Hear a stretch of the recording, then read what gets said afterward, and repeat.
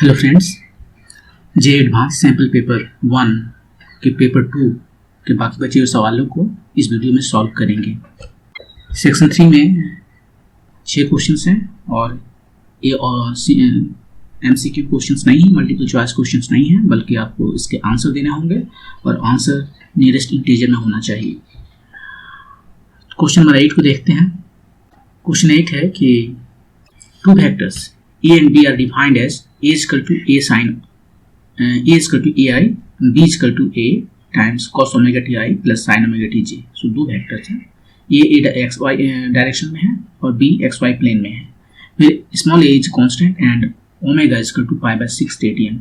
Omega का value दिया हुआ है यहाँ पर और एक कंडीशन दिया हुआ है कि ये जो दो वेक्टर हैं उसका सम का एम्पलीट्यूड उसके डिफरेंस के एम्पलीट्यूड के स्क्वायर रूट ओवर 3 टाइम्स है at a particular time tau, और वो पर्टिकुलर टाइम टाउ हमें बताना है। यहाँ पर आप देखिए ये जो वेक्टर बी है वो साइनसोइडल वेव का दो साइनसोइडल वेव है एक्स और वाई एक्सिस में, तो ये टाइम के साथ चेंज कर रहा है, तो इसका जो सम है या डिफरेंस है वो भी टाइम के साथ चेंज कर रहा होगा और एक पर्टिकुलर टाइम में इसके सम और डिफरेंस का जो एम्पलीट्यूड्स हैं उसका रेशियो स्क्वायर रूट ओवर 3 है। अब उस टाइम को हमें बताना है, तो इसमें क्या करना है, इसमें सिंपली हमें a प्लस बी और a माइनस बी का एम्पलीट्यूड निकालना है, इसमें सब्स्टिट्यूट करना है और उसको सिंप्लीफाई करना है फॉर टाउ। तो a प्लस बी कितना होगा,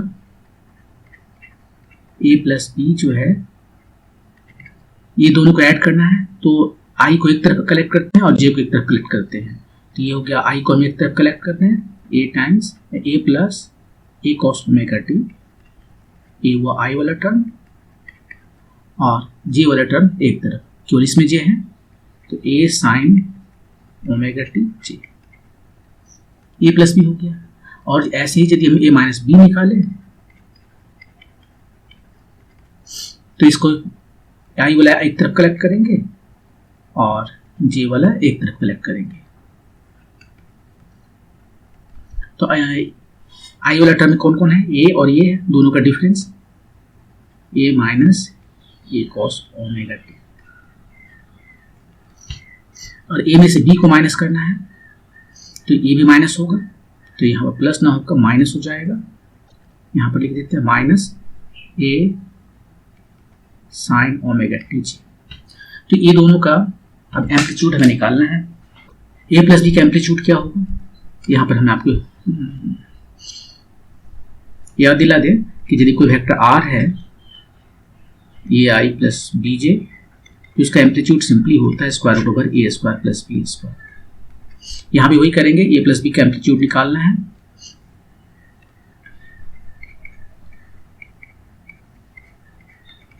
तो स्क्वायर रूट करेंगे, इसका स्क्वायर और स्क्वायर स्क्वायर करके हम सम कर देंगे। इसका स्क्वायर ए प्लस बी होल स्क्वायर के फार्मूला में है, हम स्क्वायर करते हैं, पहला टर्म लिखिए, दूसरा टर्म क्या है, ये दोनों को मल्टीप्लाई करते हैं 2a square cos omega t, तीसरा टर्म क्या है a square cos square omega t, और यहाँ से ले लेते हैं a square sin square omega t, तो हो गया a स्क्वायर दोनों में है कॉमन,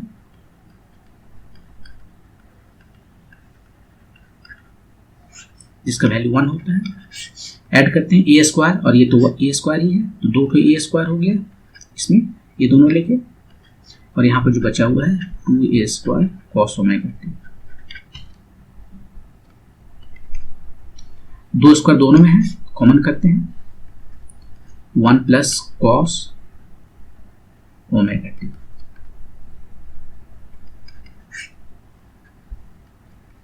ये 1 प्लस cos ओमेगा t होता है 2, प्लस में है तो cos, माइनस में रहेगा तो sine, cos square omega T by 2, ये होता है 1 plus cos theta equal to 2 cos square theta by 2, angle half हो गया, यदि माइनस रहता तो साइन हो जाता।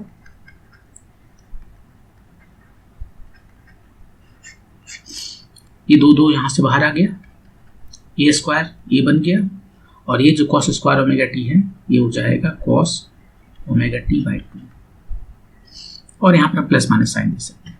इस क्वेश्चन में देख लीजिए, उसने बोला कि t इक्वल टू टाउ पता करना फॉर द फर्स्ट टाइम, मतलब बहुत सारे टाइम में यह कंडीशन सेटिस्फाई होगा, और फर्स्ट टाइम में जो कंडीशन सेटिस्फाई होगा उसको निकालना है। हाँ जी ठीक है, ये तो ए प्लस बी हो गया। अब ए माइनस बी देख लेते हैं, इसका एम्पलीट्यूड निकालना है।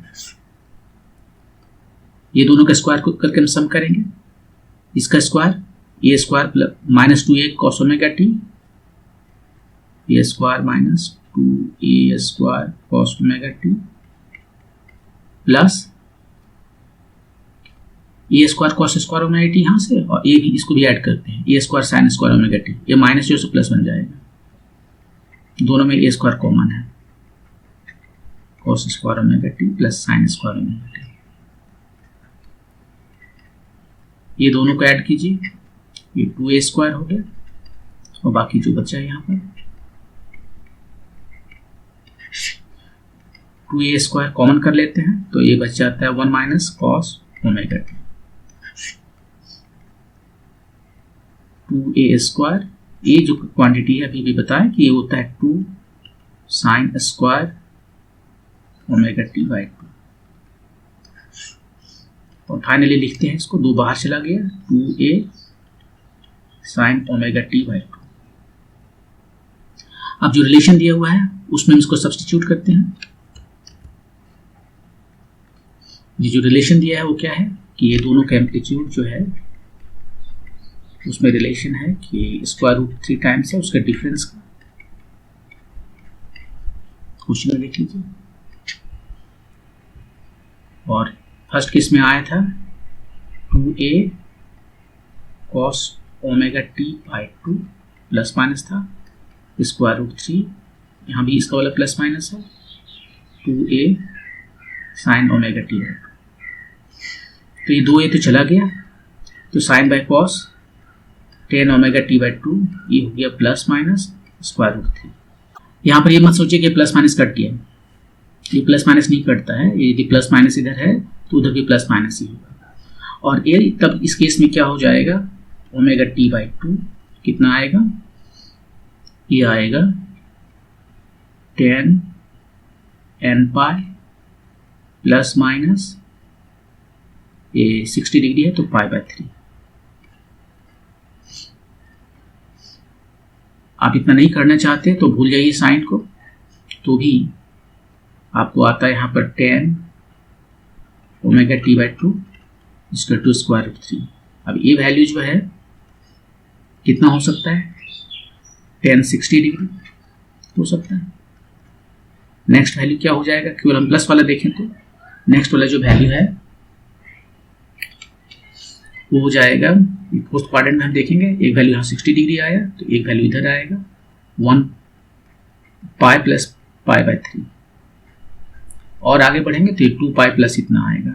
इस तरह से ये सारे वैल्यू नहीं देंगे क्योंकि माइनस वाला वैल्यू जो है यहाँ पर नहीं आएगा, लेकिन यहाँ पर वो सारे के सारे वैल्यू आएंगे। Omega by T by 2 is equal to n pi plus minus pi by 3, और निकालना है मुझे वो टाइम, यहाँ पर टाइम आ गया 2n pi by omega plus minus 2 pi by 3 omega. ये टाइम हमें मिल गया, आप सबका वैल्यू रखते हैं और टाइम हमें पता चल जाएगा। ओमेगा का वैल्यू कितना है, ओमेगा की वैल्यू पाई बाई 6 है, 2n पाई, ये पाई बाई 6 हुआ plus minus 2 pi pi by 6 हुआ, 2n 12n प्लस माइनस 4। ये रूट 3 नहीं होगा, स्क्वायर रूट 3 नहीं होगा, बल्कि ये होगा 1 बाय स्क्वायर रूट ऑफ 3। तो ये वाला एंगल जो है सो 60 डिग्री ना होकर 30 डिग्री होगा, पाई बाय 6 होगा।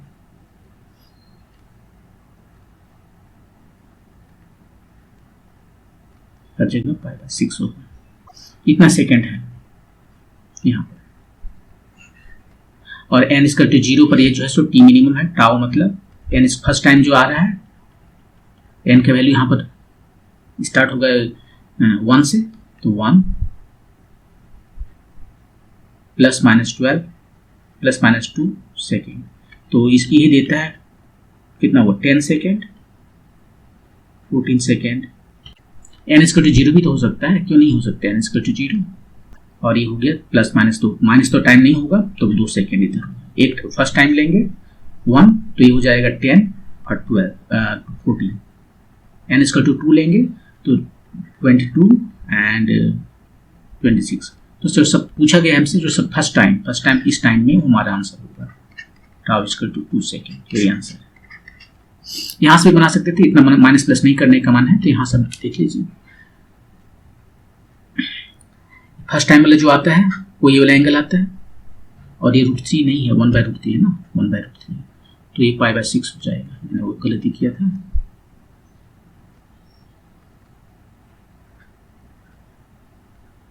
तो फर्स्ट टाइम में देखते हैं कि ω/t/2 जो है सो π/6 है। ओमेगा का वैल्यू 6 दिया था, नहीं π/6 दिया था। ओमेगा का वैल्यू π/6 रखते हैं, और t is equal to π/3 omega, यहाँ से आया। और ओमेगा का वैल्यू रख रहे हैं 3, ये है ω/6, तो ओमेगा है π/6।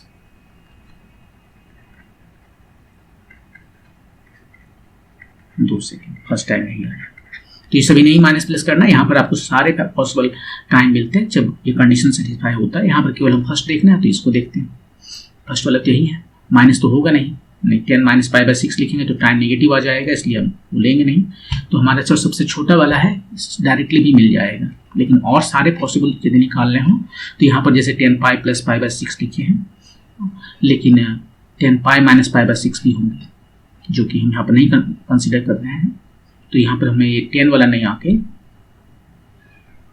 केवल 14 आएगा।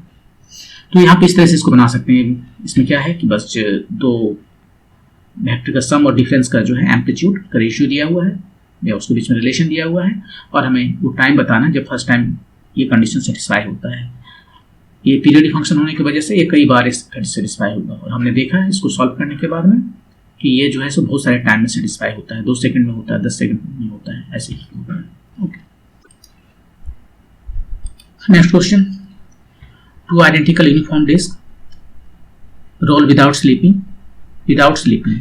मतलब प्योर रोलिंग है।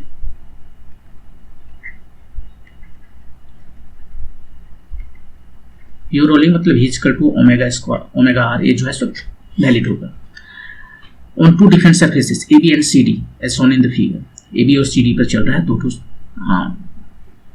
आइडेंटिकल डिस्क है, दोनों का रेडियस सेम है, दोनों का मास सेम है, और एक AB पर चल रहा है, एक CD पर चल रहा है। Starting at A and C with linear speed V1 and V2 respectively, ये जो है यहाँ से V1 स्पीड से चला, यहाँ V2 स्पीड से चला, and always remain in contact with the surface, कोई जंप नहीं हो रहा है, यहाँ पर आके जंप नहीं कर रहा। If they reach B and D with the same linear speed, यहाँ पर जो है आया, इसका स्पीड यहाँ पर दोनों की जगह सेम ही है, मान लेते हैं वो स्पीड VR है। V1 equal to 3 metre per second यहाँ दिखा रहा है, V2 कितना होगा, G की value 10 metre per second square है। अब देखिए यहाँ पर जो है सो प्योर रोलिंग मोशन है, तो उसमें 2 तरह के काइनेटिक एनर्जी होंगे, एक होगा ट्रांसलेशनल और दूसरा होगा काइनेटिक। तो जो टोटल काइनेटिक एनर्जी है वो सम हो जाएगा ट्रांसलेशनल और रोटेशनल का। ट्रांसलेशनल कितना होता है, ये होता है ½ mv², और रोटेशनल कितना होता है, ये होता है ½ I ω²। I moment of inertia है, और इस केस में डिस्क है, तो डिस्क का मोमेंट ऑफ इनर्शिया होता है mr²/2, इसका होता है mr²/2। और ओमेगा जो है स्क्वायर है, ओमेगा नहीं मुझे v में लिखते हैं, तो ओमेगा स्क्वायर जो है यहाँ से v²/r² लिख सकते हैं, और इसको यदि हम सिंप्लीफाई करते हैं तो ये आ जाता है 3/4 mv²। ये है total kinetic energy, rotational plus translational. अब यहाँ पर हम क्या देखते हैं कि दोनों ही केसेस में कुछ लॉस हो रहा है एनर्जी का, पोटेंशियल एनर्जी का। जब ए से बी तक आता है तो ये जो हाइट है टाइम्स mg इतना लॉस होता है पोटेंशियल एनर्जी का, और वही जो लॉस है कन्वर्ट होगा गेन इन काइनेटिक एनर्जी में। तो दोनों ही केसेस के लिए है loss of kinetic potential energy is equal to gain in kinetic energy. तो लॉस कितना हुआ mgh, अभी दोनों केसेस के लिए ले रहे हैं, एच फर्स्ट केस में 30, सेकंड में 27 है। और गेन कितना हो रहा है, गेन है 3/4 MV, 3/4 MV स्क्वायर। फाइनल में जो है ये गेन है, मतलब final kinetic energy minus initial kinetic energy, ये फाइनल हो गया kinetic energy minus initial kinetic energy 3/m velocity है। फर्स्ट केस में V1, सेकंड केस में V2, अभी जस्ट V रखते हैं, दोनों से 3/4 m बाहर कर लिए, ये VF square minus V square हुआ, और इधर है mgh, m तो चला गया, यहाँ से जो है VF स्क्वायर कितना आया, यहाँ से VF स्क्वायर आया V स्क्वायर प्लस 4gh/3। ये जो है सो एक्सप्रेशन है फाइनल में जो वेलोसिटी होगा उसके लिए। अब दोनों केसेस के लिए देखते हैं, दोनों केसेस में V का वैल्यू डिफरेंट है, H का वैल्यू डिफरेंट है। केस 1 VF स्क्वायर कितना आया, V1 square plus 4gh1/3। V1 कितना है, ये दिया हुआ 3 मीटर और ये h है 30, 3 स्क्वायर प्लस 4g का वैल्यू 10 बोला रखने, h है 30/3, कितना आ गया 9 प्लस 10 हो गया तो 400, तो ये आ गया 409 फर्स्ट केस। सेकंड केस, जो सेकंड केस है नीचे वाला फिगर यहाँ पर, इसके लिए VF स्क्वायर कितना आया, V2 square plus 4gh2/3। V2 हमें पता नहीं, पता करना है, 4g के जगह 10, h2 की जगह h2 है 27/3, h2 27 है,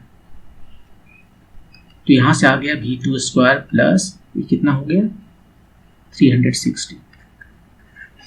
ये भी VF स्क्वायर है, ये भी VF स्क्वायर है, जस्ट इक्वेट करते हैं 1 और 2 को, तो राइट साइड में कितना हो गया 409 इक्वल टू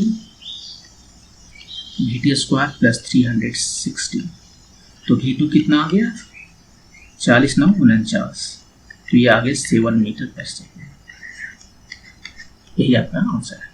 तो इसमें जस्ट क्या कि सबसे पहले जो है सो हमें ये जानना होगा कि प्योर रोलिंग है, तो उसमें ट्रांसलेशनल काइनेटिक दोनों एनर्जी है, उसको हम निकाल लिए, और यहाँ V = ω/r वैलिड होगा क्योंकि प्योर रोलिंग है। यदि प्योर रोलिंग नहीं होता तो ये V = ω/r वैलिड नहीं होता। और उसके बाद में A से B या C से D जाने में कुछ एनर्जी लॉस हुआ है, क्योंकि पोटेंशियल एनर्जी है, और वही गेन है काइनेटिक एनर्जी का। तो यहाँ पर लॉस जो पोटेंशियल एनर्जी है उसको गेन इन काइनेटिक एनर्जी लिखे, और यहाँ से भी यहाँ पर जो वेलोसिटी है उसका लिए एक एक्सप्रेशन आ गया इन टर्म्स ऑफ यहाँ पर वेलोसिटी और ये हाइट। तो दोनों केसेस में इसको हम सब्स्टिट्यूट किए और हमें दो इस तरह से इक्वेशन निकला VF स्क्वायर का, और यहाँ से हमें V2 स्क्वायर का वैल्यू V2 का वैल्यू निकल गया। मूव करते हैं नेक्स्ट क्वेश्चन। ये small object is placed at the centre of a large evacuated hollow spherical container. बहुत बड़ा कंटेनर है और इवेक्यूएटेड है, यहाँ से सारा हवा निकाल लिया गया है, सब एयर निकाल लिया गया है, मैंने बहुत कम एयर बचा है। Assume that the container is maintain at 0 kelvin. अब इसका अंदर का जो टेम्परेचर है वो 0 केल्विन पर इसको मेंटेन किया गया है। इम्पॉसिबल है, लेकिन क्वेश्चन है मानने में क्या जाता है। At time t = 0 the temperature of the body is 200 kelvin. ठीक है, बॉडी का जो टेम्परेचर है एट टाइम t = 0 पर कितना है 200 केल्विन। यहाँ पर रखा हुआ है कोई छोटा सा ऑब्जेक्ट और उसका टेम्परेचर है 200 kelvin.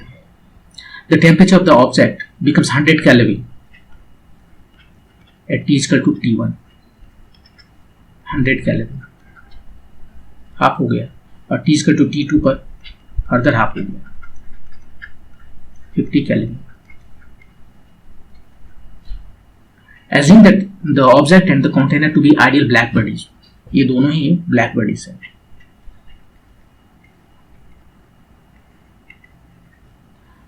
The heat capacity of the object does not depend on temperature. जो इसका हीट कैपेसिटी है वो जो है सो टेम्परेचर का फंक्शन नहीं है। द रेशियो T2/T1 का वैल्यू बताना है, T2/T1 का वैल्यू बताना है।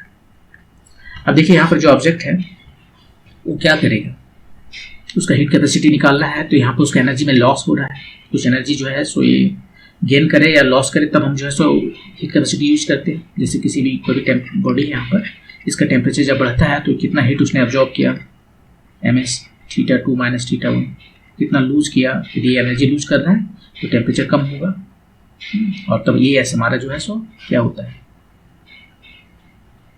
हीट कैपेसिटी होता है, स्पेसिफिक हीट कैपेसिटी। अब यहाँ से जो एनर्जी लॉस होगा वो कैसे होगा, जैसे रेडिएशन से होगा energy loss, right. Energy loss जो हो रहा है सो रेडिएशन से हो रहा है, और रेडिएशन से हो रहा है तो रेडिएशन के लिए हम कौन सा फॉर्मूला लगाएं, किस तरह से हो रहा है। जो एनर्जी लॉस हो रहा है per unit time, energy loss per unit time, यदि हम इसे यू से डिनोट करें तो वो होता है sigma A T to the power 4, और यहाँ पर हम ई भी रख सकते हैं, ई इमिसिविटी है। ब्लैक बॉडी के लिए ई इज इक्वल टू 1 हो गया। तो ये जो रेडिएशन के थ्रू जो एनर्जी लॉस होता है पर यूनिट टाइम में, पावर जो है वो प्रोपोर्शनल होता है एरिया के। ए जो है सो एरिया है उसका, टी जो है सो टेम्परेचर, एब्सोल्यूट टेम्परेचर है, और सिग्मा उसका मटेरियल प्रॉपर्टी है, और ई जो है सो कितना ब्लैक बॉडी है या नहीं है। ब्लैक बॉडी यदि है तो 1 होगा, यदि उतना ज़्यादा ब्लैक बॉडी जैसा नहीं है तो ई की वैल्यू कम ही होगा, ठीक है। अब ये जो एनर्जी जो लॉस हो रहा है यहाँ पर अभी जो दिखाए थे कुछ देर पहले, यदि हम ये हीट है हमारा है ms θ2 माइनस θ1, ये हीट कैपेसिटी है टाइम्स टेम्परेचर में जो चेंज आया, और ये जो है सो, तो इसके जगह पर हम ये लिख सकते हैं, ये जो चेंज यहाँ पर हो रहा है इसको हम लिख सकते हैं ना dq/dt, ये एनर्जी पर यूनिट टाइम है, और बाकी जो चीजें हैं sigma A T to power 4।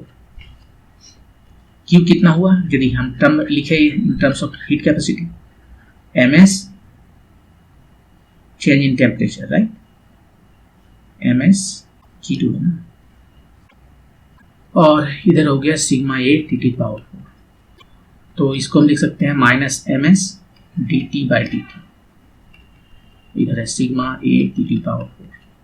अब इसको हम लिख सकते हैं dt/dt यहाँ पर, और sigma a by ms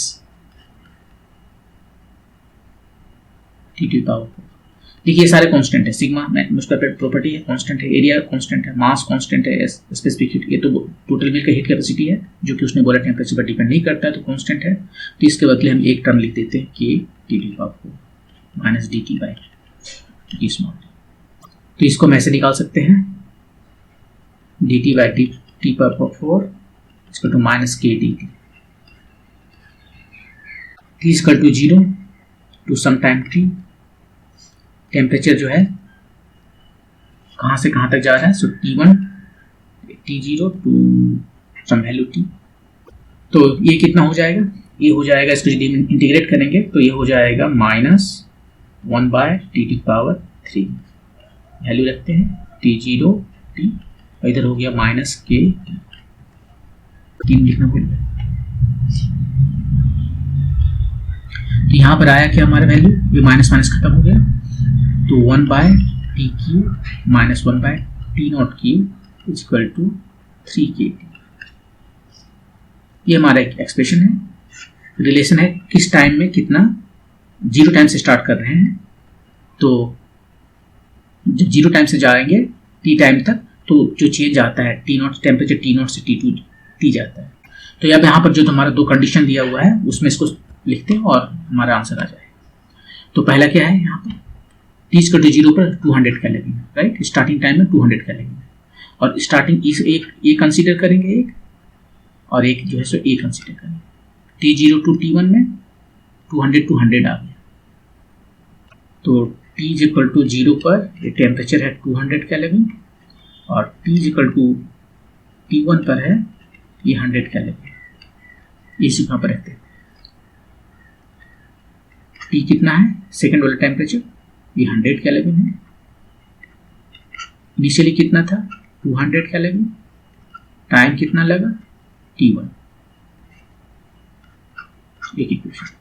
second case T equal to T2 पर T आ गया 50 केल्विन, इनिशियली कितना था 100, अब कितना हो गया 100 कैसे आ रहा है, इनिशियली यहाँ है वो 200, ये टी है, कोई पर्टिकुलर टाइम टी में 100। अब यहाँ पर जो है 50 केल्विन है, 50 केल्विन 3 kT। इसको इससे डिवाइड कर देंगे, T1/T2 आ जाएगा। यहाँ से आंसर 1 को हम 2 से डिवाइड करते हैं तो राइट साइड में आ गया T1/T2, लेफ्ट में ये जो है इस तरह से 1/100³ माइनस 1/200³ बाई 1/50³ माइनस 1/200³। ये दो जीरो नहीं निकाल सकते, तो ऐसा करते हैं, जैसे इसको सिंप्लीफाई करना है, राइट। तो हम यहाँ पर कर देते हैं 2/2 पावर 3, ये तो कर सकते हैं। अब नीचे में 100 हो गया तो वो 100 हम हर जगह से हटा दिए। यहाँ क्या बच गया 1, यहाँ बच गया 1/8 पावर 3 है। यहाँ पर कितना बच गया, ये 2 तो चला गया, 100 बन गया था, ये पावर 8 है और ये बन गया 1/8। कितना आया 87/63। इसको फर्दर सिंप्लीफाई कर सकते हैं, 1/9 हुआ, 1/9। पूछा क्या T1/T2 या T2/T1? T2/T1, तो T2/T1 जो है वो हो गया 9। Next, 2 large circular disc separated by a distance of 0.01 metre दिया हुआ है। ये are connected to a battery via switch as shown in the figure. Battery से कनेक्टेड है, 200 वोल्ट है, स्विच है यहाँ पर। Charged oil droplets of density 900 kilometre per cubic metre. ये जो है सो ऑयल है, इसका स्पीड दिया हुआ है, डेंसिटी दिया हुआ है 900 kilogram per cubic metre, are release through a tiny hole at the centre of the top. यहाँ पर कुछ ये जो दिख रहा है वो यहाँ से रिलीज कर रहा है। Once some small drops achieve terminal velocity, वो इसके अंदर आया और टर्मिनल वेलोसिटी अटैच किया। टर्मिनल वेलोसिटी अटैच किया मतलब उस पर नेट फोर्स सब 0 है, वो एक ही स्पीड से जा रहा है, ठीक है। वो जरूरी नहीं कि वो स्पीड 0 हो। The switch is close to apply a voltage 200 volt across the disc. आप क्या कर रहे हैं कि the switch is close to apply the volt, 200 volt अब अप्लाई कर रहा है।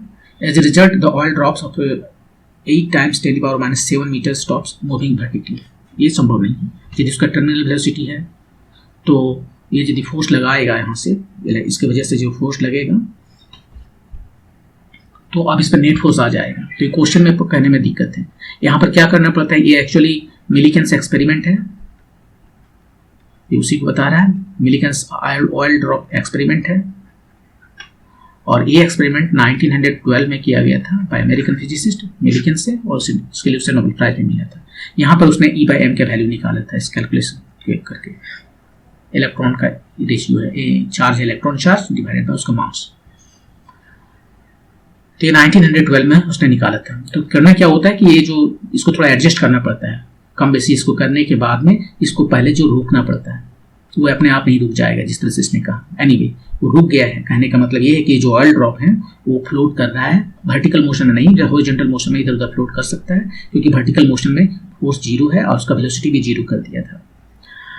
ऑयल ड्रॉप का जो रेडियस है दिया हुआ है, stops moving vertically and floats between the disc. The number of electron present in this oil drop is, बताना है कितना number of electrons present in this oil drop. ये जो ऑयल ड्रॉप है उसमें कितना इलेक्ट्रॉन है, दो वैल्यू दिया हुआ। जी का वैल्यू लेना 10 मीटर पर सेकंड स्क्वायर और इलेक्ट्रॉन चार्ज जो है सो 1.6 टाइम्स 10⁻19 कूलम। तो इस केस में देखो हो क्या रहा है, ये ऑयल ड्रॉप है, इस पर 2 फोर्सेस लग रहे हैं। एक तो इसका वेट है और दूसरा ये जो फोर्स इलेक्ट्रिक फील्ड लगा रहा है। जैसे भी यहाँ पर बैट वोल्टेज लगाते हैं, यहाँ पर पोटेंशियल जो है सो V+ और V- होता है। ये आप सोच सकते हैं कैपेसिटर की तरह है, और तब इसके बीच में एक इलेक्ट्रिक फील्ड काम करना शुरू करता है। ये देखिए डायरेक्शन इलेक्ट्रिक फील्ड है, और ये चार्ज निगेटिव है तो उस पर जो फोर्स लगेगा, फोर्स कितना होता है, चार्ज टाइम इलेक्ट्रिक फील्ड। अब फोर्स नेगेटिव है तो इस पर हो जाएगा चार्ज इधर डायरेक्शन में। तो इलेक्ट्रिक फील्ड का जो डायरेक्शन है, फोर्स का डायरेक्शन उसका उल्टा होता है यदि चार्ज नेगेटिव है। तो यहाँ पर इलेक्ट्रॉन है जो चार्ज नेगेटिव है, तो इलेक्ट्रिक फील्ड हम नीचे लग रहा है, क्योंकि हायर वोल्टेज यहाँ पर देख सकते हैं ऊपर में है, तो फोर्स इस पर ऊपर लग रहा है, ये इलेक्ट्रिक फोर्स है। और ये दोनों फोर्स एक दूसरे को बैलेंस कर लेंगे, वर्टिकल डायरेक्शन में कोई मोशन नहीं होगा, ठीक है। लेकिन यदि शुरू में कोई मोशन था, कोई स्पीड था, तो न्यूटन के फर्स्ट लॉ के मुताबिक वो उसी स्पीड से चलता रहेगा, तो उसी के लिए एडजस्टमेंट करना पड़ता है, जो इस क्वेश्चन में अपना क्लियर करके नहीं लिखा है। तो यहाँ पर जो हमें बनाने के लिए यही है कि ये जो इलेक्ट्रिक फोर्स है वो उसको वेट का बैलेंस कर रहा है, और यहाँ से आपको बताना है कि कितना नंबर ऑफ इलेक्ट्रॉन्स है। इसमें जो ऑयल है उसमें चार्ज कहाँ से आया, कुछ इलेक्ट्रॉन जो है उसने गेन कर लिया है, तब ये जो है नेगेटिव चार्ज आया है। उसने कुछ इलेक्ट्रॉन गेन कर लिया है, कितना इलेक्ट्रॉन गेन किया है, मान लेते हैं n इलेक्ट्रॉन गेन किया है, जो यहाँ पर हमें बताना है। तो एक इलेक्ट्रॉन गेन करेगा तो चार्ज कितना आता है, 1 ही। n इलेक्ट्रॉन गेन किया तो कितना चार्ज आया है, n ही। तो चार ये हमें पता चल गया कि उसका कितना चार्ज है इन टर्म्स ऑफ n, जो मुझे निकालना है। और जो फोर्स लगते हैं वो कितना है, इस पर जो इलेक्ट्रिक फोर्स लगेगा वो होता है चार्ज टाइम्स इलेक्ट्रिक, जो है चार्ज टाइम इलेक्ट्रिक फील्ड, तो मास निकालना है। पहले सबका वैल्यू लिख लेते हैं। ये है एन ई, यहाँ से देखिए n इलेक्ट्रॉन उसने गेन किया है, तो इसका चार्ज हो गया एन ई। और मास होता है क्या, volume by density, right, volume times density, 4/3 pi are cube times density, ये हो गया मास। और g का वैल्यू दिया हुआ है, तो यहाँ से हमें n का वैल्यू निकल जाएगा, 4/3 pi are cube rho g times 1/e capital. और e जो है वो क्या होता है, यहाँ पर देखिए e जो है सो इसके बीच में जो डिस्टेंस है यहाँ पर e और v/d होता है, उसी को लिखते हैं यहाँ पर v/d।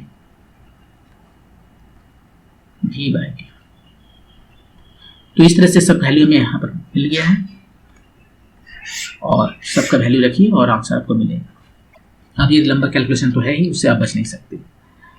4/3 पाई बाद में देखेंगे। आर का वैल्यू दिया हुआ है, रेडियस है 8 टाइम्स 10⁻⁻⁷, 8 टाइम्स 10⁻⁻⁷ पावर 3। ये डेंसिटी दिया था 809, 900 है, ऑयल का डेंसिटी 900 है। उसमें जो ऑयल में जो इलेक्ट्रॉन आया तो थोड़ा सा मास बढ़ गया, लेकिन उसको हम इग्नोर करते हैं क्योंकि यहाँ पर बहुत ज़्यादा मास है, इलेक्ट्रॉन का मास बहुत कम होता है। जी का वैल्यू 10, डिस्टेंस दोनों के बीच का, दोनों प्लेट के बीच का डिस्टेंस 0.01 मीटर। इलेक्ट्रॉनिक चार्ज यहाँ पर 1.6 टाइम्स 10⁻⁻⁹, और वोल्टेज है 200, उसमें जो वोल्टेज है वो 200 है। तो ये बहुत करीब जो है 6 के हैं। एन जो इंटीजर होना है 6 आपका आंसर है। तो इस क्वेश्चन में क्या था, बस इस क्वेश्चन में ये था कि ये मिलीकंस का ऑयल ड्रॉप एक्सपेरिमेंट है, और उसमें ये जो ऑयल ड्रॉप है उस बैलेंस है वर्टिकल डायरेक्शन में, मतलब कि उसका जो वेट को कौन बैलेंस कर रहा है, इलेक्ट्रिक फोर्स। यही मेन चीज है, ये आपको निकालना है। इलेक्ट्रिक फोर्स कितना है, फील्ड टाइम्स चार्ज, और ये तो फील्ड निकल जाएगा v/d से, और चार्ज का वैल्यू कितना होगा, यदि उसने n इलेक्ट्रॉन को रिसीव किया है तो n टाइम्स e होगा। और यहाँ से n का एक्सप्रेशन आ गया, सारे के वैल्यू रखते हैं और हमारा आंसर आ जाता है। मूव करते हैं नेक्स्ट क्वेश्चन पर।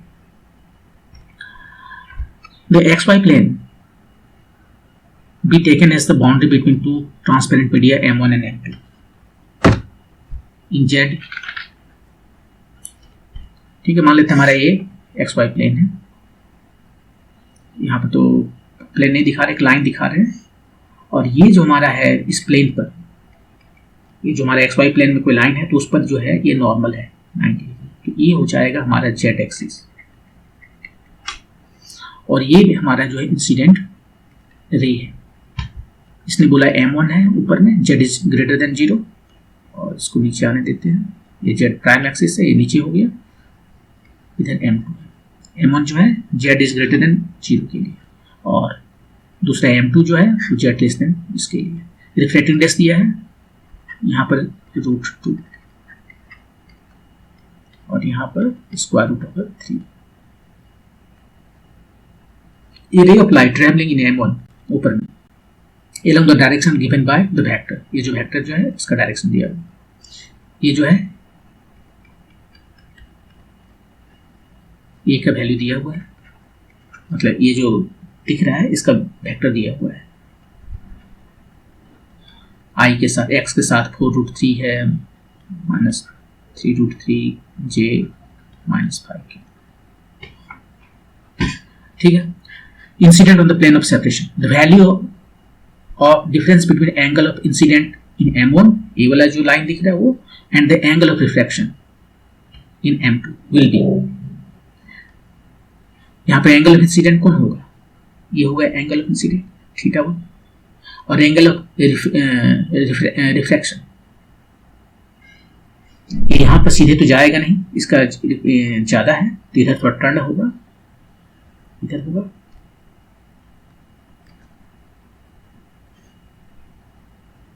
इधर से निकलेगा, और ये एंगल जो बना रहा है वो है θ2। इसने मुझे पूछा कि θ1 माइनस θ2 क्या होगा, ये सब।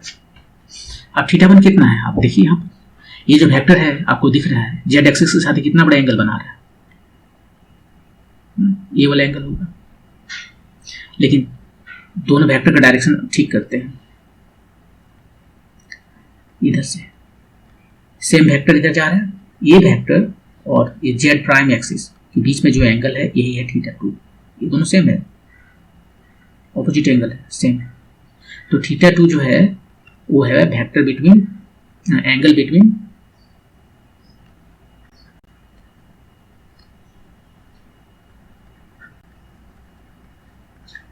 ये वेक्टर यहां से और ये जेड प्राइम एक्सिस माइनस के इसलिए लिए, कब देखिए दोनों का टेल एक जगह होना चाहिए, ये जो वेक्टर है उसका टेल और ये जो जेड प्राइम है उसका टेल एक जगह है, तो दोनों के बीच में जो एंगल है वो हमें पता चलेगा कितना है, पता करना है कितना है। तो ये दोनों के बीच के एंगल कैसे निकालते हैं, दो वेक्टर हमारे पास है ए और बी, इसके बीच का एंगल निकालना हो तो क्या करते हैं, तो हम क्रॉस प्रोडक्ट ले लेते हैं, तो cos थीटा जो है वो देता है एंगल इसके बीच का, right, cos theta equal to a dot B. यदि हम इसको डिवाइड कर दें उसका मैग्नीट्यूड से, तो मैं यहाँ पर कॉस्ट प्रोडक्ट डॉट प्रोडक्ट का फॉर्मूला यूज कर रहे हैं, डॉट प्रोडक्ट यूज करेंगे एंगल निकालने के लिए उसके बीच का, यहाँ पर बिल्कुल वही करने वाले हैं। तो ये हो गया हमारा cos थीटा 1, ये जो वेक्टर है a उसका ले लिए हम डॉट प्रोडक्ट, इसको मॉड कर दिए और माइनस के साथ में,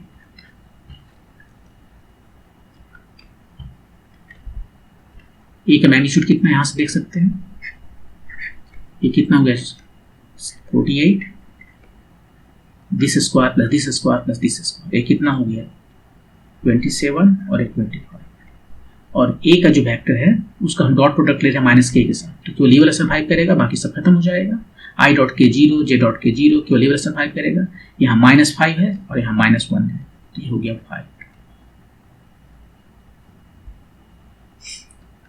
तो 5 बाय cos थीटा 1 कितना आया, 5 बाय कितना आ गया, ये हो गया 40 20 60 20 80, और इधर हो गया 12 20 80 20 100 10 रुपया, तो हाफ थीटा 1 आ गया हमारा 60 डिग्री। आप थीटा 2 कैसे निकालेंगे, थीटा 2 निकालेंगे स्नेल फ्लो लगाएंगे, यहाँ रिफ्लेक्शन हो रहा है,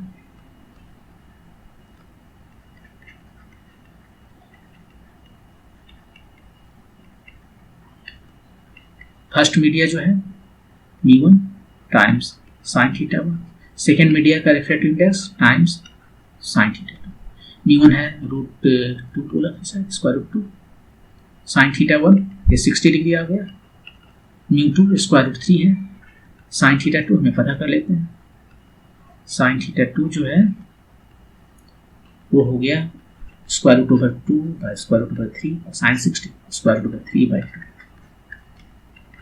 1 बाय स्क्वायर रूट, तो थीटा 2 कितना आया, ये है 45 डिग्री। जो हमसे पूछा गया वो क्या है, theta 1 minus theta 2, theta 1 60 degree minus 45 degree, तो आंसर हमारा आया 50 डिग्री, ये आंसर है, डिग्री में आंसर बताना है 50।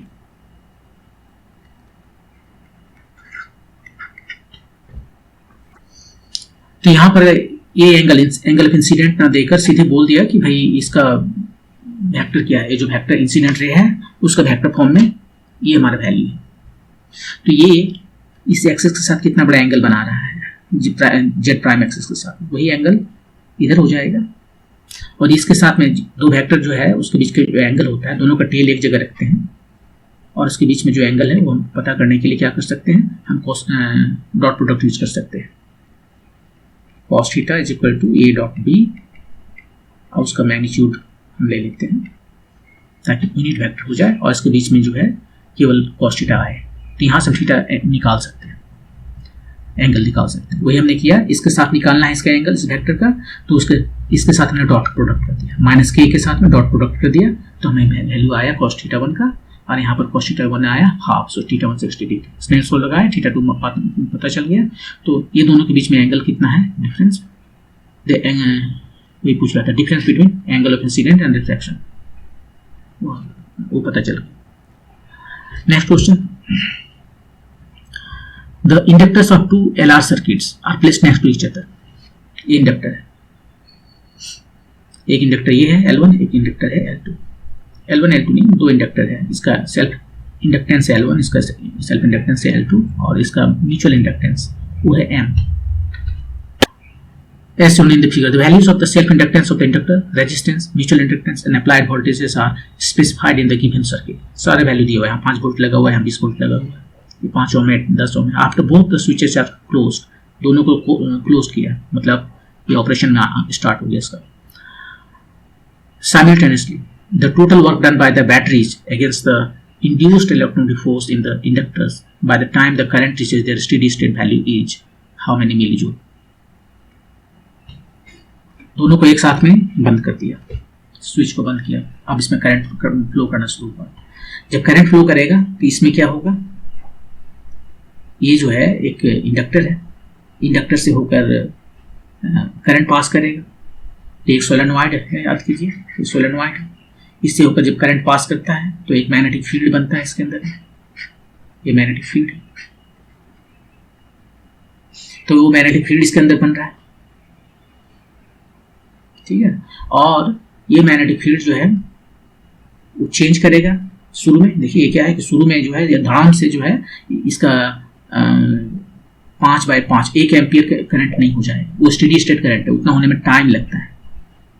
आप याद कीजिए जो एक करंट ग्रोथ होता है I is equal to I0 1 minus e to the power minus t by tau, tau है यहाँ पर L/R।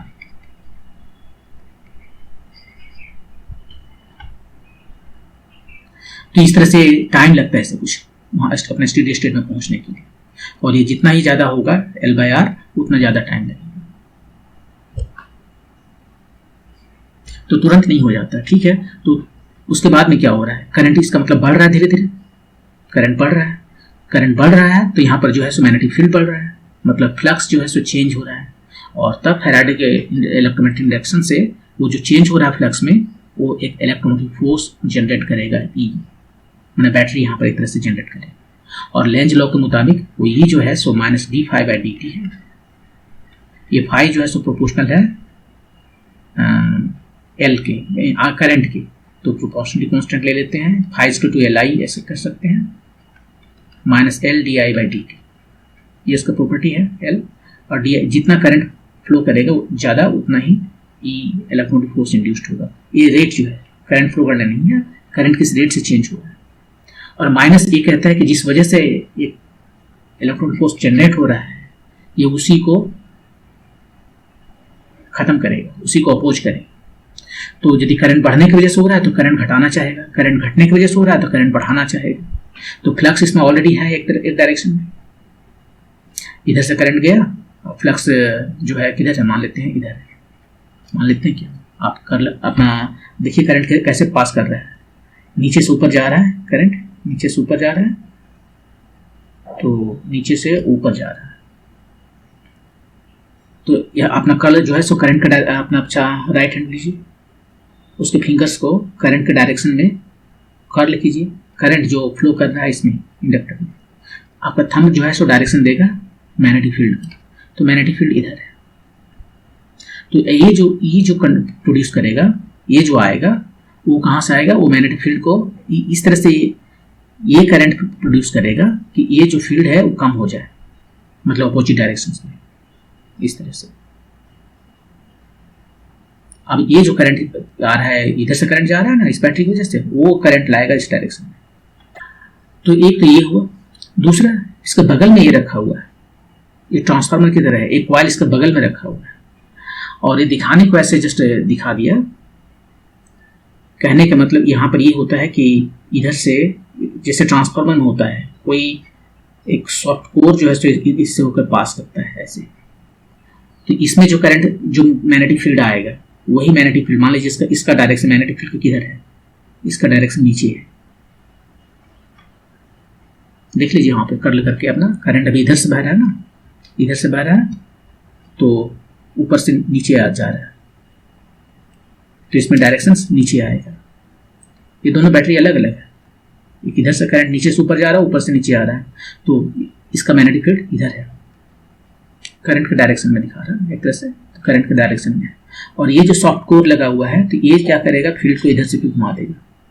मतलब इसमें जो फील्ड प्रोड्यूस हुआ है वही फील्ड इसमें भी प्रोड्यूस होगा, उसी डायरेक्शन में, क्योंकि बैटरी उल्टा लगा हुआ है, सेम डायरेक्शन में करंट मैग्नेटिक फील्ड प्रोड्यूस हो रहा है।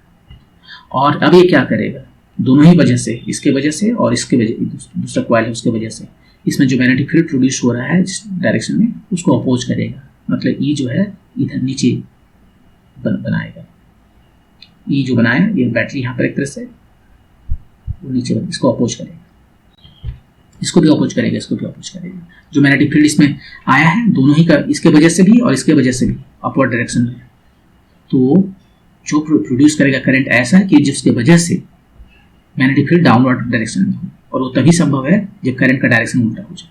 मतलब ये यहाँ पर इस तरह से बन रहा है। तो इस फर्स्ट वाले में देखते हैं कि कितना, इसको E1 कहते हैं, यहाँ पर भी एक्जैक्टली सेम होगा, इधर भी फील्ड इलेक्ट्रोमोटिव फोर्स इंड्यूस्ड होगा।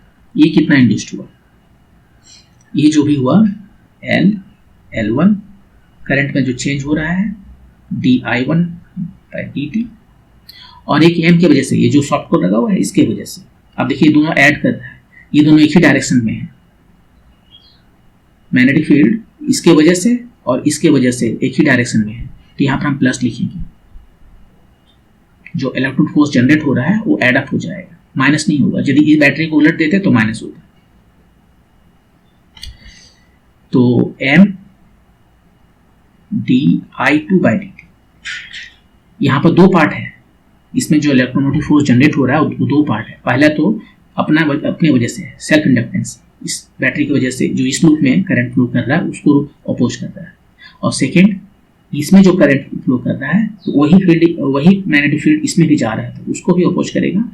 और यहाँ पर चूंकि दोनों वजह से जो मैग्नेटिक फील्ड प्रोड्यूस हो रहा है इस कॉइल में वो एक ही डायरेक्शन में है, तो यहाँ पर एड कर दिया, ठीक है। और ये जो प्रोड्यूस हो रहा है सेकेंड वजह से, इसके वजह से, वो डिपेंड करता है इसके करंट के चेंज का, वेरिएशन, क्योंकि जो यहाँ पर प्रोड्यूस हो रहा है वही इसके साथ जा रहा है, इसने कुछ और नहीं किया। जो फील्ड यहाँ पर मैग्नेटिक फील्ड प्रोड्यूस हुआ, चेंज इन करंट लूप 2 में, वही इधर से निकल गया। यहाँ पर सॉफ्ट कोर रहता है एक्चुअली। तो कितना वर्क डन करना पड़ेगा इसको,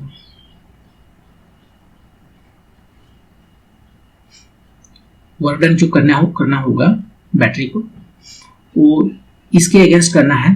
तो कितना करंट फ्लो कर रहा है, चार्ज फ्लो कर रहा है, वर्क डन कितना होता है, Q टाइम्स V। यदि हमारे पास एक बैटरी है,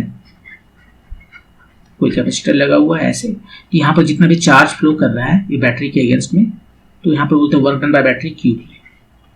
अब ये क्या कर सकता है, ये जो भी वर्क डन बाय बैटरी है वो कुछ वर्क डन इसके अगेंस्ट करता है और कुछ यहाँ हीट जनरेट करने में चला जाता है।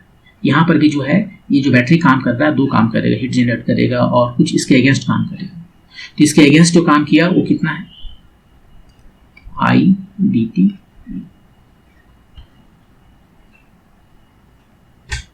I/dt चार्ज हुआ, I1/dt, और ये भी जो जनरेट हुआ है यहाँ पर इलेक्ट्रोमोटिव फोर्स, इस वोल्टेज के अक्रॉस उसे करंट भेजना पड़ रहा है। तो इतना जो भी यहाँ पर ये काम कर रहा है वो सब इसमें स्टोर हो जाएगा एज पोटेंशियल एनर्जी। जैसे यहाँ पर कैपेसिटर में जो वोल्टेज है कुछ, ठीक है, उस वोल्टेज के अक्रॉस इसे अपना चार्ज भेजना पड़ रहा है, तो जितना चार्ज यहाँ भेजना पड़ रहा है इस वोल्टेज के अक्रॉस वो इसमें स्टोर हो जाता है as potential energy half CV square, यहाँ पर हाफ LI स्क्वायर, यहाँ पर जो एनर्जी स्टोर होता है हाफ CV स्क्वायर, और इस केस में हाफ LI स्क्वायर, देखिएगा उसी फॉर्म में आएगा। अब ये सबका वैल्यू रखते हैं। वैसे आपको इतना करने की जरूरत नहीं, आपको याद रखना होगा कि यहाँ पर 2 टर्म आया है, तो जो एनर्जी आएगा वो हाफ LI स्क्वायर आएगा यहाँ पर, और यहाँ पर आएगा M I1 I2, ये आएगा एक्चुअली M I1 I2। सो देखिए कि क्या होता है, सबका वैल्यू रखते हैं। L1 di1/dt plus M di2/dt, ये वाला E की वैल्यू हुआ, और इधर हुआ I1 dt, L1 I1 di, ये दोनों ले लिए, M I1 di2, इसको इंटीग्रेट कीजिए तो ये I1 का हो जाएगा I1 स्क्वायर बाय 2, तो ये आ गया हाफ L I1 स्क्वायर। ये I1 स्क्वायर जो है यहाँ पर स्टेडी स्टेट देना चाहिए, तो S दे सकते हैं, और नहीं तो रहने दीजिए ऐसे M, और इसको क्या करेंगे, इसको अभी ऐसे ही रहने देंगे I1 di2। ये था फर्स्ट में। सेकंड में एक्जैक्टली सेम होगा यहाँ पर। अब यहाँ पर हो जाएगा L1 जो से रिप्लेस हो जाएगा 2 से, L2 di2/dt। सेकंड में बिल्कुल एक सेम काम करेंगे M, और यहाँ पर di2 जो है M के साथ में वो 1 हो जाएगा, क्योंकि इसमें जो इंड्यूस्ड हो रहा है electromotive force due to mutual inductance, वो इसमें जो चेंज हो रहा है करंट उसके वजह से हो रहा है। I1/d, ये वो I1 है।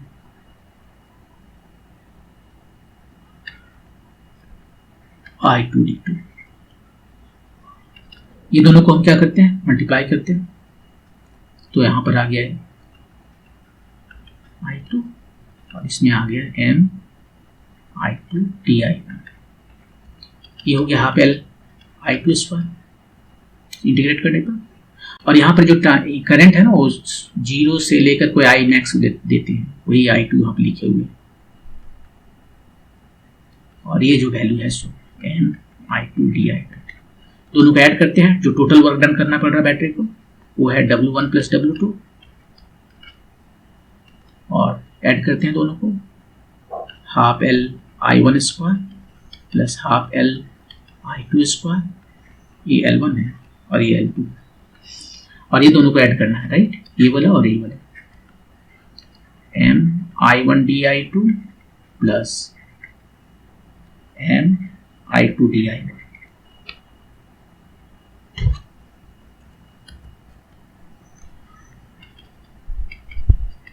Half L1 I1 square plus half L2 I2 square plus ये M को बाहर कर लिए, और इसको क्या लिख सकते हैं, इसको लिख सकते हैं di1 I2, दोनों का डिफरेंशियल, पहले di2 लिखते हैं और I1 को मल्टीप्लाई कर देते हैं जिससे 1 by 1, प्लस अब di1 लिखते हैं और I2 को मल्टीप्लाई कर देते हैं, जैसे पार्शियल डेरिवेटिव करते हैं। तो यहाँ पर जो है अब ये खत्म हो जाएगा, इंटीग्रेशन और ये साइन दोनों खत्म हो जाएगा, और हमें मिल गया L1 I1 square half L2 I2 square और M I1 I2। ये जो है वर्क डन करना पड़ा, और यही काइनेटिक पोटेंशियल एनर्जी के रूप में स्टोर्ड में रहेगा। ये जो वाइल्स हैं इसमें अकेले रहता है तो हाफ L1 I1 स्क्वायर, ये अकेले रहता है तो हाफ L2 I2 स्क्वायर, दोनों की वजह से M टाइम्स करंट का मल्टीप्लिकेशन, ताकि यूनिट जो है सेम रहे। यहाँ पर यूनिट जो है करंट का स्क्वायर का, यहाँ भी करंट का स्क्वायर का यूनिट देना है तो I1 टाइम्स I2, और ये म्यूचुअल इंडक्टेंस है तो दोनों को मल्टीप्लाई करना पड़ेगा। तो ये हो गया वो वर्क डन बैटरी ने जो किया, जो इलेक्ट्रोमोटिव फोर्स जनरेट हुआ है उसके अगेंस्ट, और यही इसके अगेंस्ट जो भी काम किया वो उसमें एनर्जी स्टोर्ड के रूप में रहेगा। तो ये स्टोर्ड एनर्जी भी है। अब वैल्यू सबका रखते हैं। हाफ L1 कितना है, यहां से देखिए L1 है किधर है, हाँ 10 20, और इसमें करंट कितना बह रहा है, इसमें जो करंट बह रहा है स्टेडी स्टेट करंट जो है मतलब बाद में ये जस्ट कंडक्टर की तरह काम करता है, क्योंकि जब एक बार करंट फ्लो करना बंद कर देगा, चेंज करना बंद कर देगा, तो ये इलेक्ट्रोडिफ्यूज खत्म हो जाता है, क्योंकि इलेक्ट्रोडिफ्यूज जनरेट ही होता है करंट के चेंज करने की वजह से। करंट जब चेंज करता है तो उसमें फ्लक्स चेंज होता है, तो ये हो जाएगा जस्ट कंडक्टर, और तब आ जाएगा 5/5 V/R 1 एम्पियर। और यहाँ पर जो सेकेंड में स्टेडी स्टेट करंट है वो कितना है, V2/R2, ये है 20/2 मतलब 10 एम्पियर।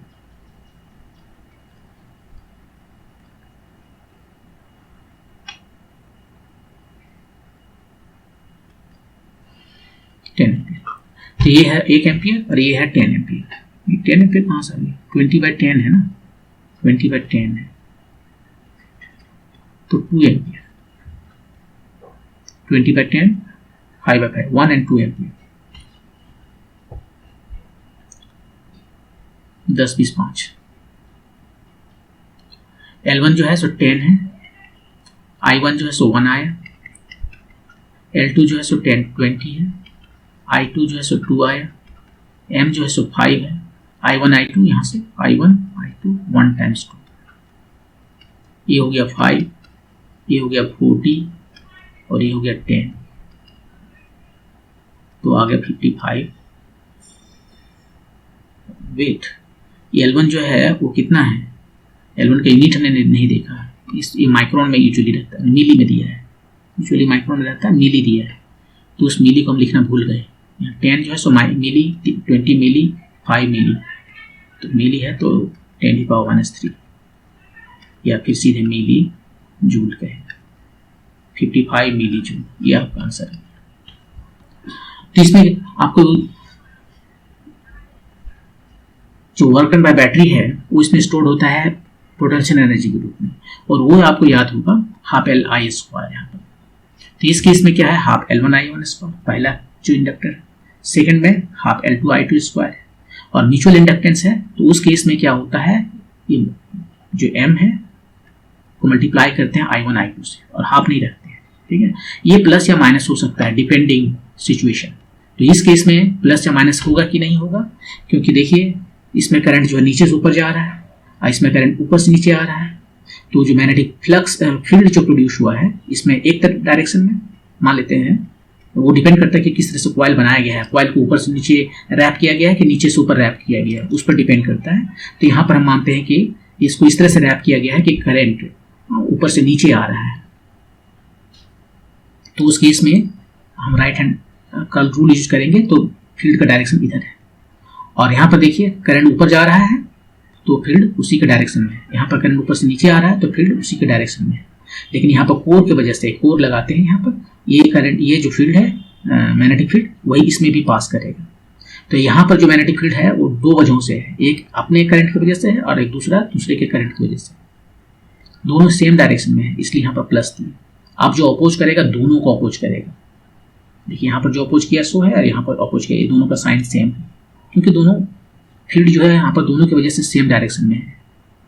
और ऐसे इसलिए हुआ कि ये बैटरी का पोलरिटी डिफरेंट है, एक नीचे है एक ऊपर है, और इसका वजह ये होता है कि करंट एक में एंटी क्लॉकवाइज है एक में क्लॉकवाइज है, इसमें एंटी क्लॉकवाइज है इसमें क्लॉकवाइज है, और तब मैग्नेटिक फील्ड जो प्रोड्यूस हो रहा है उसका डायरेक्शन इसमें और इसमें अपोजिट है, लेकिन इसका वाला जो मैग्नेटिक फील्ड इसमें जाएगा कोर के थ्रू इधर, तब दोनों का डायरेक्शन सेम हो गया एक कॉइल में। इसका अपना ऑलरेडी था ऊपर जा रहा था, ये यहाँ से नीचे आकर घूम के ऐसे चला गया, तो इसकी वजह से भी वो सेम डायरेक्शन में आ गया, और इसलिए यहाँ प्लस देते हैं।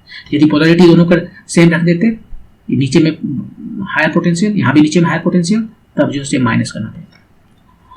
तो आपको बस इतना ही याद रखना है कि ये साइन प्लस होगा या माइनस होगा, और बाकी जो भी वर्क डन करेगा बैटरी इसके अगेंस्ट, वो इसमें पोटेंशियल एनर्जी ही तो जनरेट में ही तो स्टोर होगा, ½L1I1², यहाँ पर ½L2I2², और ये दोनों है तो हाफ नहीं रहता, उसमें M1 I1 I2, और I1 I2 क्या है, इसका स्टेडी स्टेट करंट है। ओके, मूव करते हैं नेक्स्ट क्वेश्चन।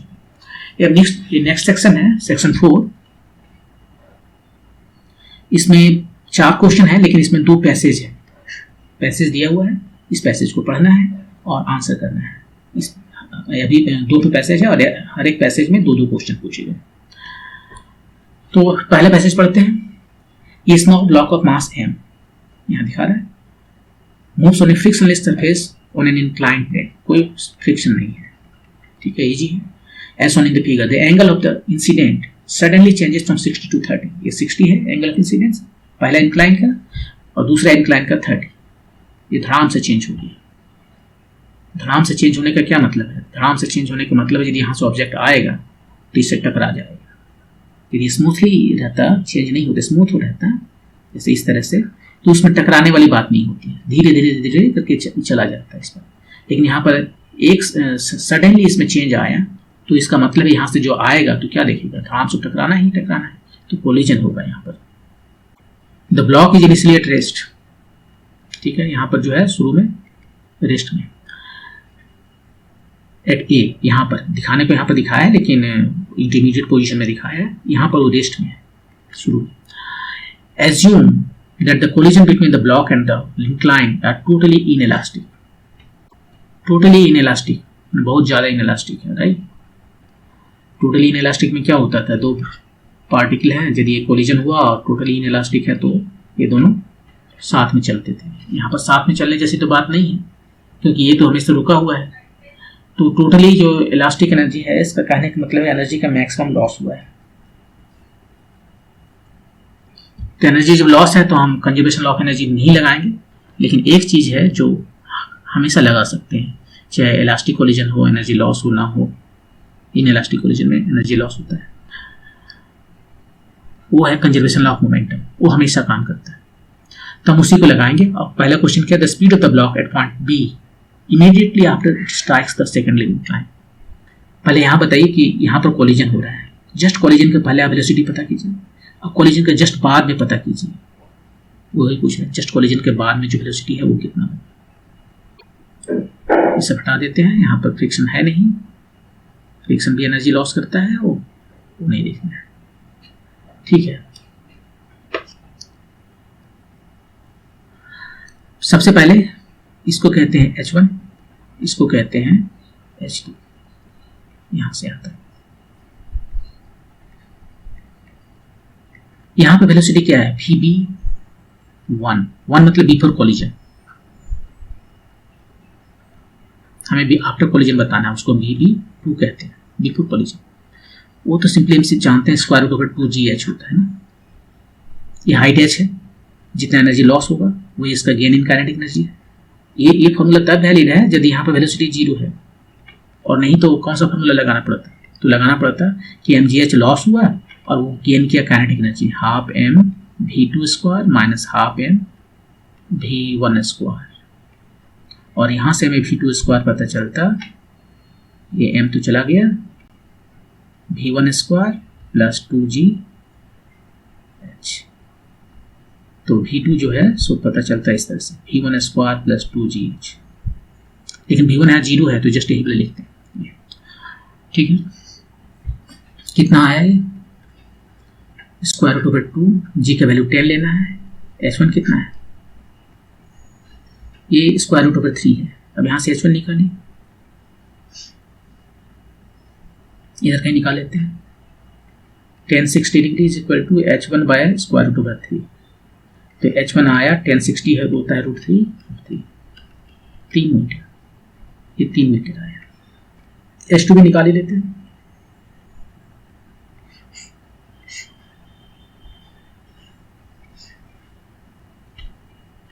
h2 के लिए tan 30 देखते हैं,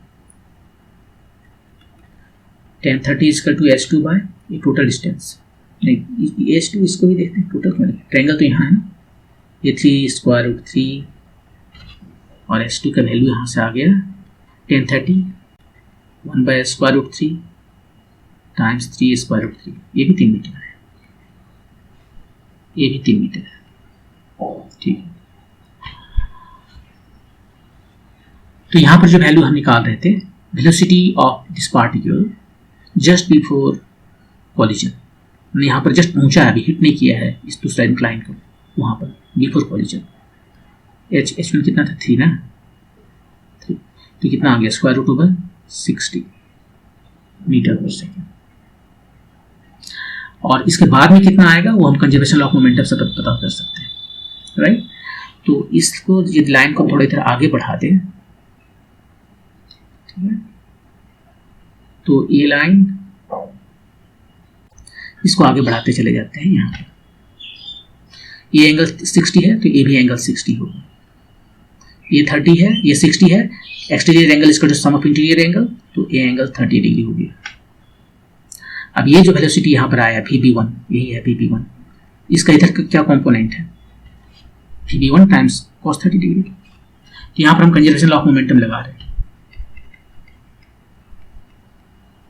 किस मोशन के लिए, ए टू बी के लिए।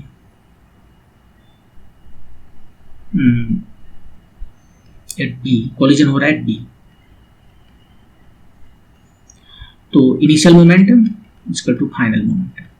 इनिशियल मोमेंटम कितना है, इनिशियल मोमेंटम जो है किस डायरेक्शन में, अलोंग दिस BC डायरेक्शन में देखेंगे। मोमेंटम एक वेक्टर क्वांटिटी है, हमें डायरेक्शन देखना पड़ेगा, अलोंग BC डायरेक्शन देख रहे हैं। तो जो मोमेंटम है शुरू में जो उसका मास है m और वेलोसिटी जो है VB1, उसका किधर एंगल, उसका जो डायरेक्शन है VB1 जो है वो तो इस डायरेक्शन में है, उसका कंपोनेंट इस BC में क्या है, VB1 कंपोनेंट इसका देखना है अलोंग BC और Pl मास ये VB2 हुआ कोलिजन के बाद में अलोंग BC, मास तो चला गया। VB1 जो है उसका कंपोनेंट देखना है अलोंग BC, तो cos थीटा एंगल BC के साथ जो एंगल है, BC के एंगल 30 डिग्री है। ये VB2 हमें पता करना है। VB1 अभी निकाले थे 60 square root over 60 cos 30 √3/2 VB2। तो VB2 हमें पता चल गया, ये आया 60 times 3/4 square root over 45 metre per second. कौन सा आंसर हुआ, 2। तो यहाँ पर जस्ट कंजर्वेशन ऑफ मोमेंटम लगाना है। हम इस डायरेक्शन में देखेंगे, अब तो यहाँ पर पार्टिकल इस डायरेक्शन में चल रहा है, VB2 इस डायरेक्शन में देखेंगे। तो इसका जो यहाँ पर जो वेलोसिटी है, ये वाला जो वेलोसिटी है, इसका एक कंपोनेंट इधर क्या है, before collision equal to velocity क्या है along this direction after collision. दोनों को कंपेयर किए, ये वैल्यू में पता है √60 टाइम्स cos 30 हो गया इस डायरेक्शन में कंपोनेंट इक्वल टू VB2, और हमें यहाँ से पता चल गया। Okay, the speed of the block at point C immediately before it leaves the second incline. ये सेकंड इंक्लाइन है, इसको लीव करेगा तब जाके यहाँ पर कोलिजन होगा। तो यहाँ पर कोलिजन के पहले उसका स्पीड क्या है, तो यहाँ पर यदि आपको स्पीड पता है, ये VB2 पता है, तो यहाँ पर निकालना कौन बड़ी बात है, ये हाइट में पता है, राइट। लेकिन अब ये फार्मूला नहीं लगेगा, ये वाला फार्मूला लगेगा, ये वाला, क्योंकि यहाँ पर इनिशियल कुछ वेलोसिटी है, ठीक है। तो यहाँ पर हमें वेलोसिटी निकालना VC2। नेक्स्ट क्वेश्चन है 15 वाला, क्वेश्चन 15 वाला है। हम BC मोशन कंसीडर कर रहे हैं। वेलोसिटी जो है VC कितना होगा, VB2 स्क्वायर प्लस 2GH, एक फॉर्मूला था ना, V1 स्क्वायर प्लस √2GH।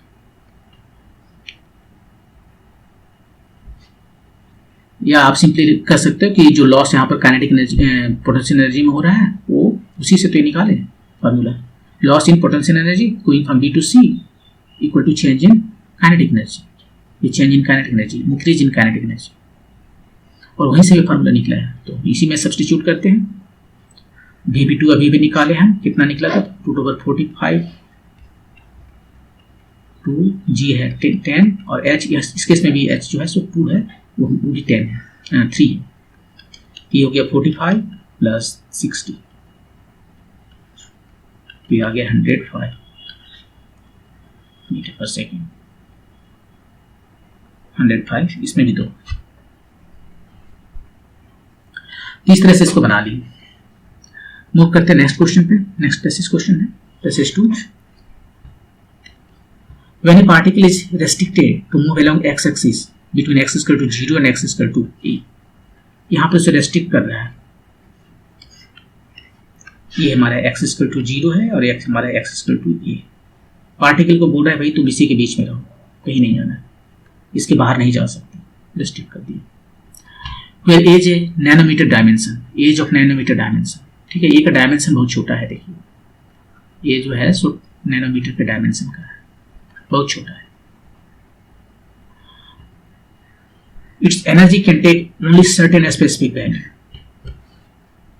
ये क्वांटम मैकेनिक्स से बात कर रहा है, एनर्जी को क्वांटाइज्ड बोल रहा है, कर रहा है कि एनर्जी सब तरह की एनर्जी नहीं रह सकती, केवल कुछ ही खास एनर्जी जो है वो हो सकता है। क्लासिकल मैकेनिक्स में हम लोग जो बड़ा बड़ा पार्टिकल जब यूज करते हैं तो वहां पर आपको जो भी एनर्जी चाहिए वो सब मिलेंगे, क्योंकि ये क्लासिकल है। एक्चुअली यहाँ भी सभी नहीं मिलते हैं, यहाँ भी स्पेसिफिक वैल्यू होते हैं, लेकिन वो उसका रेजुलेशन जो है हम लोग यहाँ समझ नहीं पाते और तब कहते हैं कंटिन्यूअस है, सब वैल्यू मिल रहा है। हाँ, लेकिन रेजुलेशन इतना यदि बहुत छोटा लेवल पर जाए तो रेजुलेशन काफी दिखता है। जैसे आप सोच लीजिए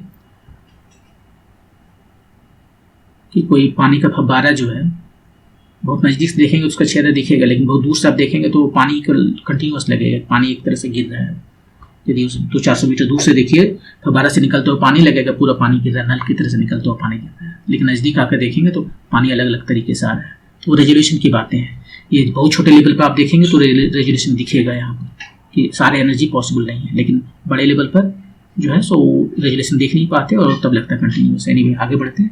the allowed energies of the particle moving in such a restricted region correspond to the formation of standing waves. Standing wave मतलब स्टेशनरी वेव। स्टेशनरी वेव जहाँ पर आपको नोड एंटी नोड नजर आते हैं, ये स्टेशनरी वेव है। स्टेशनरी वेव और ये जो है सो प्रोग्रेसिव वेव है।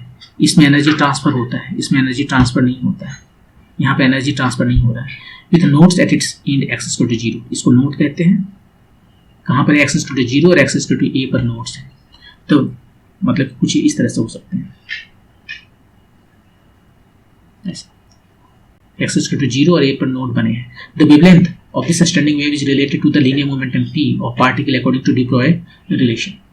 अब डी ब्रोई रिलेशन आ गया, उसने कहा कि मोमेंटम जो है सो वेव पार्टिकल ड्यूरेटिव, उसने कहा कि सारे वेव्स पार्टिकल जो है सो वेव में भी काम करते हैं और उसका एक मोमेंट वेवलेंथ होता है और उसको उसने रिलेट किया था ई के साथ, उसको वेवलेंथ के साथ में। ये डी ब्रोई जो है,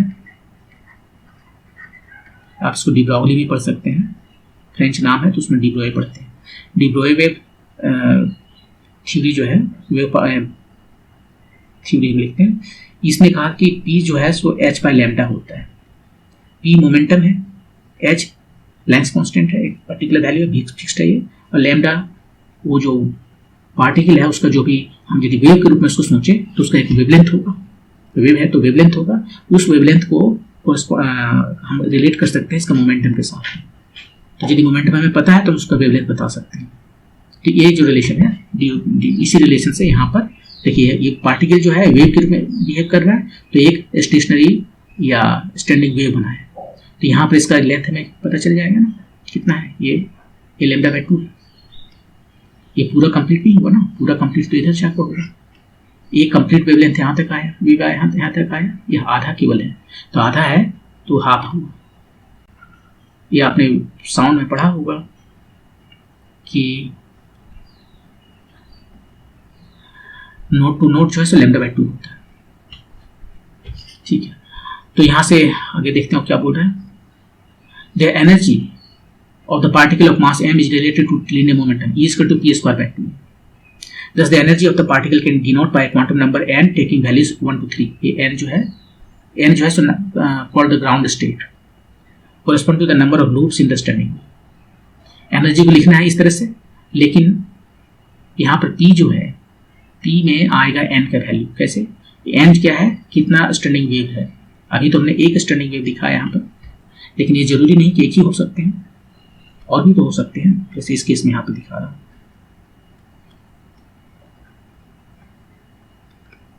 ये हमारा है 2 point, x equal to 0, x equal to a, इसमें 2 हो गए, यहाँ पर 3 हो गए।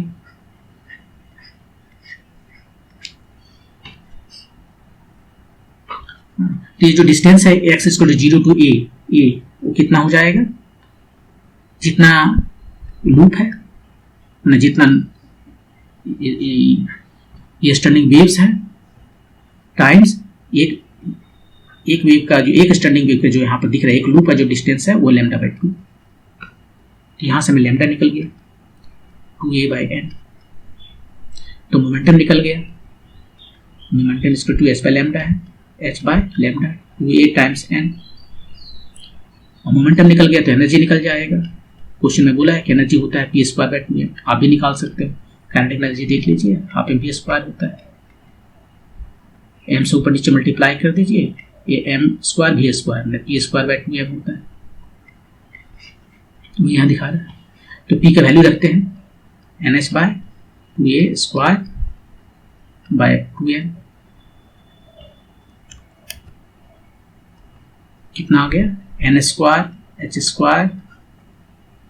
8ma, इसको en से डिनोट करते हैं, n for nth energy state. अब देखिए एनर्जी जो है यहाँ पर दिख रहा है वो क्या क्या हो सकता है, वो हो सकता है एक ग्राउंड स्टेट है जब इसका एनर्जी होता है h²/8ma, ये फर्स्ट एक्साइटेड स्टेट है जब इसका एनर्जी होता है 2 2 4 4h²/8ma, थर्ड मतलब सेकेंड एक्साइटेड स्टेट है, बिल्कुल साउंड में जैसा पढ़ा था वैसे ही 9h²/8ma।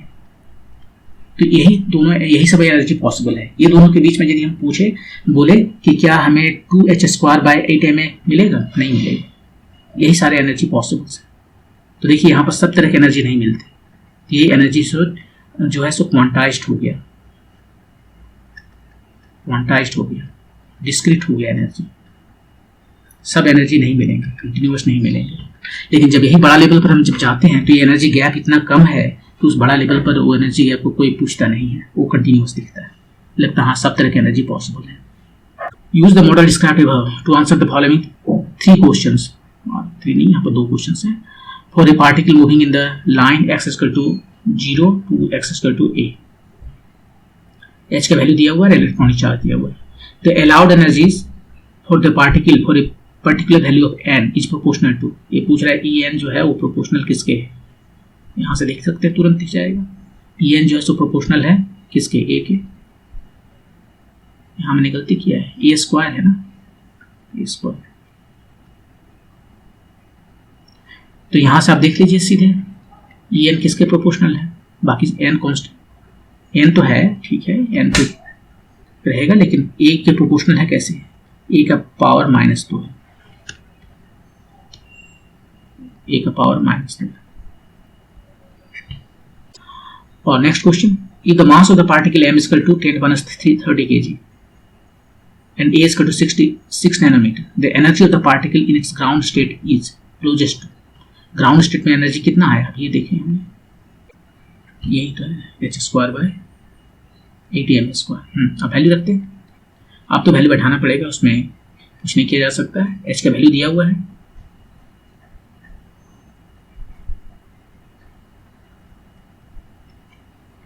यहाँ पर 6.6 है, ये 66 नहीं, ये h² हुआ बाय 8m, मास कितना दिया है इस क्वेश्चन में 10⁻30, और a का वैल्यू कितना दिया है 66 नैनोमीटर, 66 भी नहीं है, 6.6 है नैनोमीटर।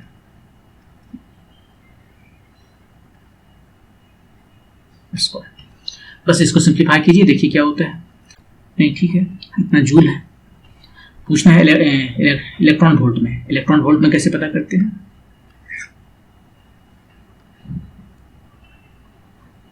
10⁻20, इसको हम 1.6 टाइम्स 10⁻19 जूल से, इतना इलेक्ट्रॉन वोल्ट आ जाएगा। अब आप निकाल के इसको देख लीजिए, ये आता है कुछ हद तक 8 मिली इलेक्ट्रॉन वोल्ट। ये आप कैलकुलेशन करके देख सकते हैं। यहाँ पर बच गया ऊपर में -10 और ऊपर जाके 1/16 128 इतना आ रहा है। तो 0.0 100 100 इतना 128 है, 128 है तो 8 बार मिलेगा। ये था आपका क्वेश्चन नंबर 17 जो ऐसे से था। और ये एक्चुअली क्वांटम मैकेनिक्स का क्वेश्चन है। पार्टिकल इन ए बॉक्स नहीं वेल इसको कहते हैं, इनफाइनाइट वेल, जो उसने वहां से उठाकर आपके लिए दे दिया। लेकिन ये बहुत ही आसान क्वेश्चन पूछा। उसने एक क्वेश्चन पूछा कि EN प्रोपोर्शनल ए के जो दोनों के बीच में ये डिस्टेंस है, एक यहाँ पर पोजीशन है और एक यहाँ पर पोजीशन है, और पार्टिकल को इसी के बीच में कहीं पर रहना है। और दूसरा उसने पूछा कि एनर्जी कितना होगा ग्राउंड स्टेट में। तो ये सब ये चीज़ें ओके। तो ये था question number paper number 2 sample 1 का। Thank you.